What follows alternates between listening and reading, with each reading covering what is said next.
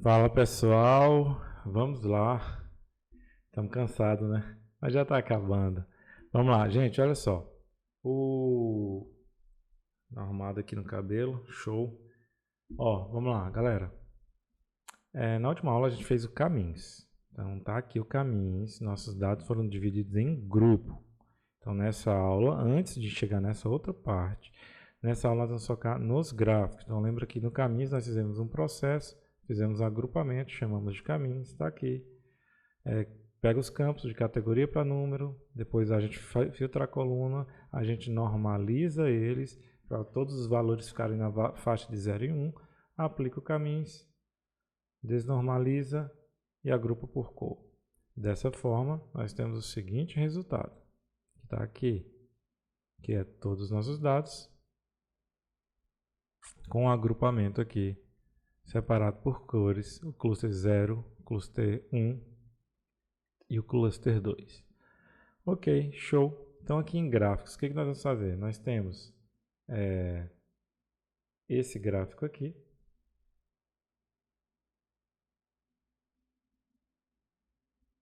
que é o tag close. Então deles, eu estou dizendo aqui que eu quero a rúbrica, ou seja, o tipo de crime que mais ocorre. Eu também posso dizer aqui que eu quero o gráfico de densidade, que eu quero, por exemplo, idade pelo cluster. Quero saber como é que está dividido isso. Olha aqui. Então, cluster 1, o cluster 2, que é o verde, ou cluster 0, que é o verde, o cluster vermelho e o cluster marrom. O que a gente ocorre, o que a gente entende aqui, que são os agrupamentos de idade. Que eu estou agrupando por idade, cluster, frequência. Olha só, aqui a gente tem uma parada muito interessante, que o cluster 2 concentra as pessoas que variam aí da idade de 20 anos, 20 anos e seu maior pico ali com pessoas ali entre 39 e 40 anos e começa a descer. Então você tem ali uma faixa de idade entre 32 a 38 anos ali, que são os maiores picos. Quando a gente vai lá para o cluster 0, nós já temos ali pessoas na faixa de 19 anos, de 23 anos, que são os maiores picos. Também temos pessoas na faixa de 32 anos, 39 anos, e você vê aqui o comportamento. O que a gente dá a entender é que a faixa aqui 0, que é a primeira, ela tem um fluxo de pessoas mais jovens, tem uma quantidade de pessoas mais jovens do que o cluster número 2.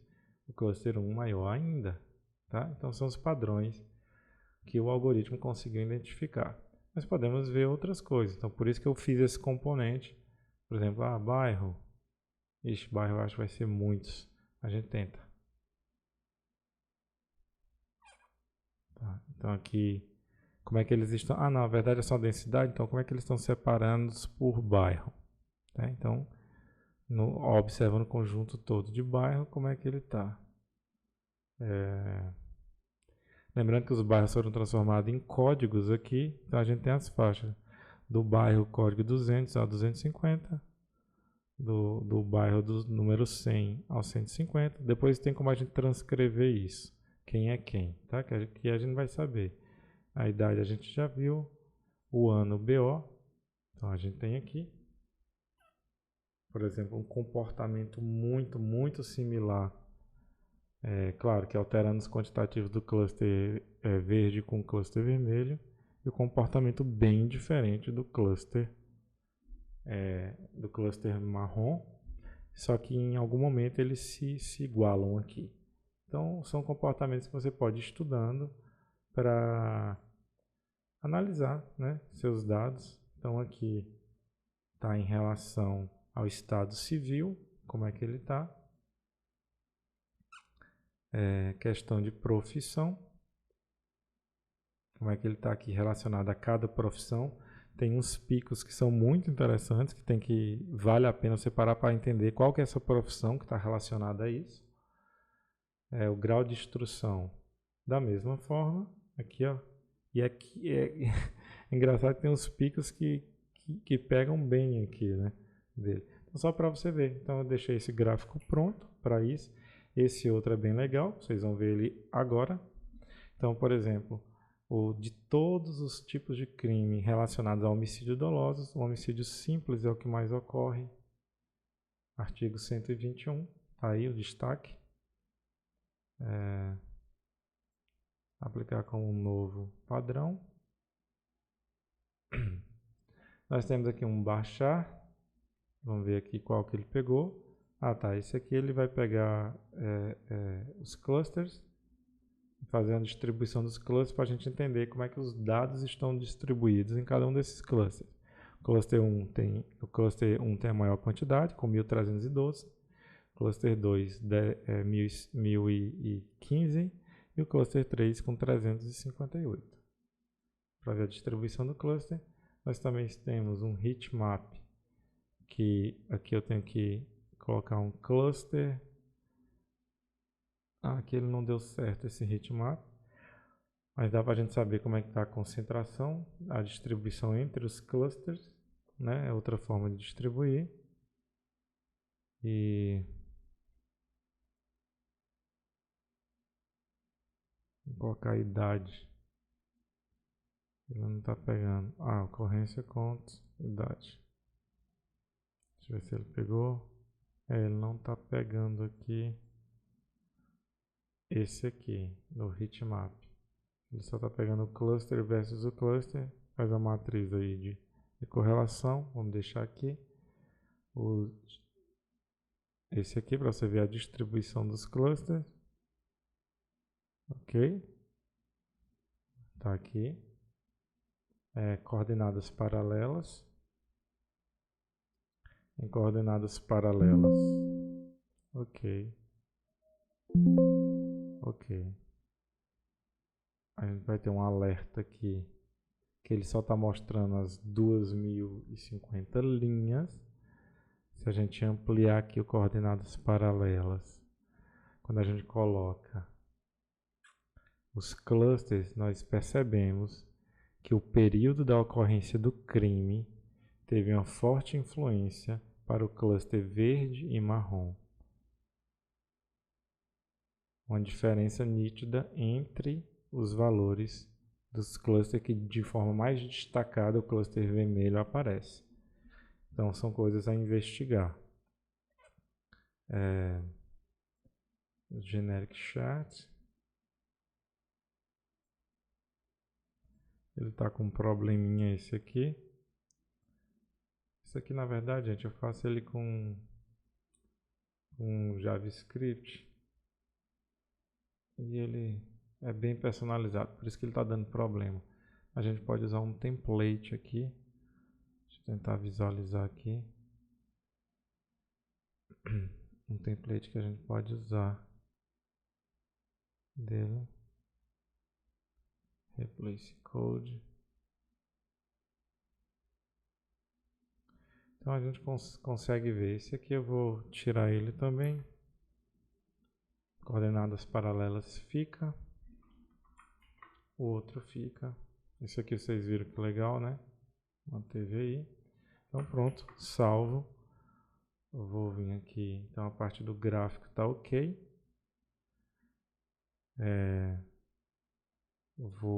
Agora eu vou apresentar para vocês essa questão aqui do PCA. Então como é que a gente chama o PCA? Lembre-se que é bom instalar todas as bibliotecas, igual na primeira aula que eu disse para instalar do Big Data. Você pode instalar tudo que você quiser lá e pegar e tá usando. Tá, então o que ocorre? Vamos lá. O PCA. Então eu vou pegar aqui do caminhos e jogar para o PCA. Executei. No Scarlet Plot vou executar. Então aqui você vai perceber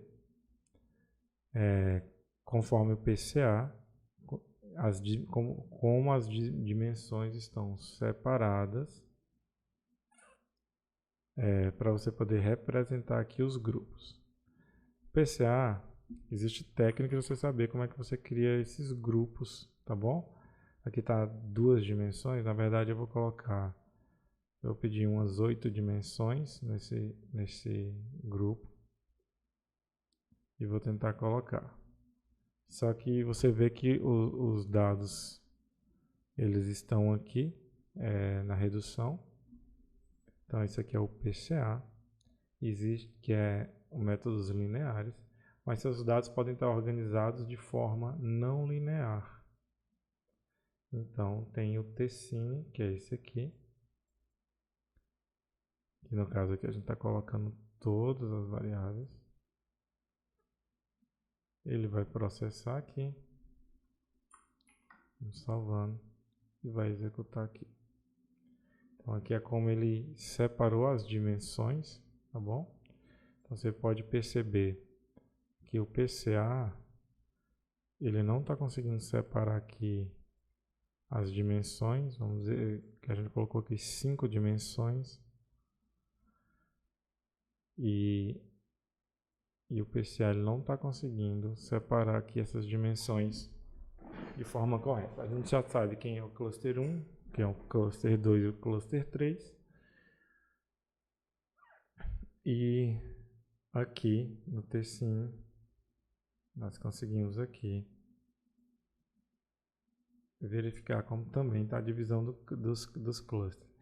Então a gente vê que os dados eles estão muito próximos um do outro, quase que não conseguindo fazer uma divisão nesse aspecto. E aqui,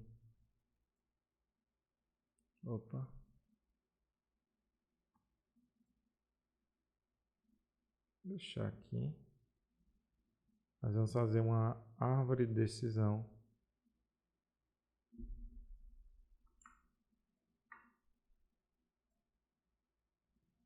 Uma árvore de decisão, onde também vou partir do caminhos, que já estão os dados agrupados. Vou ligar aqui no number to string, ele vai executar. Esse aqui ele vai particionar os dados 70% dos dados, então ele vai separar de forma aleatória. Vamos executar a árvore de decisão aqui. Vamos ver aqui quais ele classificou de maneira correta, quais ele classificou de maneira incorreta, segundo o score. Aqui, ó. Então, quando você vê a árvore de decisão, ela está dessa forma aqui. Então, nós temos cluster 1. E o que ocorreu para ele se dividir em cada um dos dados, tá? Então essa é a forma que a árvore de decisão trabalha. Só que a árvore de decisão nós vamos colocar um conceito melhor. Em vez de vir do Caminhos, que trabalhou com os dados numericamente, nós vamos tentar trazer ele dessa forma aqui, que é vindo aqui, ano, num BO eu não preciso,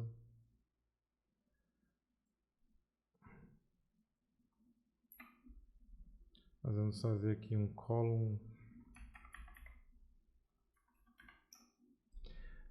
filter em todos os dados. Então entenda aqui que eu usei os dados de amostra pequeno e aqui eu vou usar os dados que foram tratados, tá bom? Então eu vou pegar aqui column filter, eu vou tirar num BO, vou tirar os datas. Na verdade, eu vou colocar só aqui a string, período de ocorrência, data e comunicação. Data da comunicação e data da elaboração não poderiam ser string. Eles estão com problema. Então, eu vou filtrar manual. Vai ficar ano BO. Ano BO. Vai. Período ocorrência. BO autoria. Flagrante. Bairro.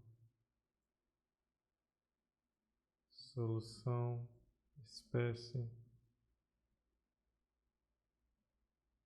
Status. Sexo. Idade. Estado civil. Profissão. Grau de instrução. Considerando só essas aqui, só essas linhas, a gente vai partir para aqui. E aqui ele vai transformar ano, BO e idade em string. Vamos particionar os dados.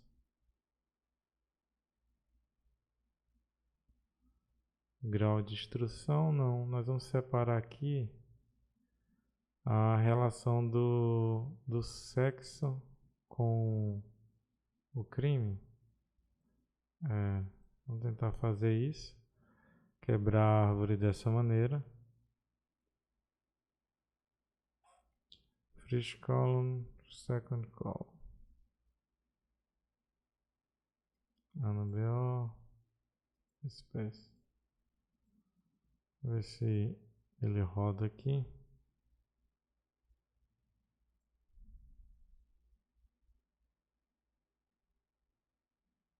Ok.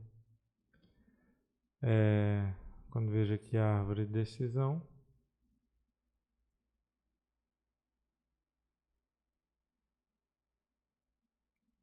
Então aqui ele vai calcular o peso, por exemplo, ano BO.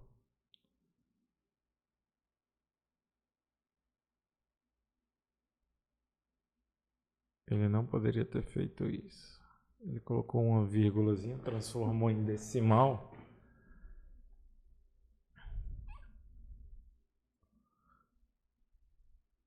Ano BO. Então aqui já vai uma dica. Para usar aqui esses dados aqui, gerar essa árvore de decisão, eu preciso ajeitar esse ano BO. Então, para ajeitar esse ano BO, venho aqui string clearing, ou seja, eu preciso limpar a string. E nela aqui, eu vou tirar todos, colocar o ano BO, e eu quero remover um símbolo. Remove symbol. Eu quero remover a vírgula, que é o que eu acho que ele está colocando. Ano BO. Ano BO. Ano BO. Ok. Agora sim. Então, olha só. Então, aqui ele já dividiu.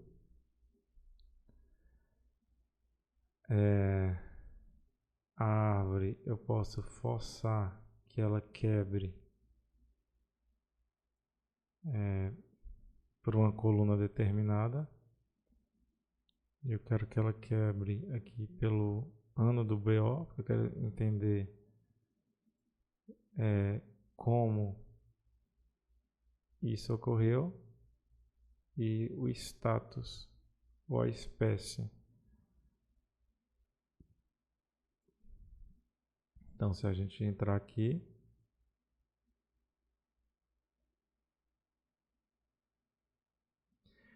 ele vai dizer aqui, ó, categoria, a porcentagem e de ocorrência de cada um. Em 2012, artigo 121 a 154. Em 2013, também o mesmo artigo, com 81% dos casos. Em 2015 também. 2016, 2017, onde a gente vem vendo uma diminuição do impacto dele nos dados a 70, 69, 72, 75 e um outro crescimento em 2022. Então, aqui é uma forma de aplicar a árvore de decisão. Então, se eu pegar aqui, eu vou criar um agrupamento para a gente estar finalizando essa aqui. Vou colocar aqui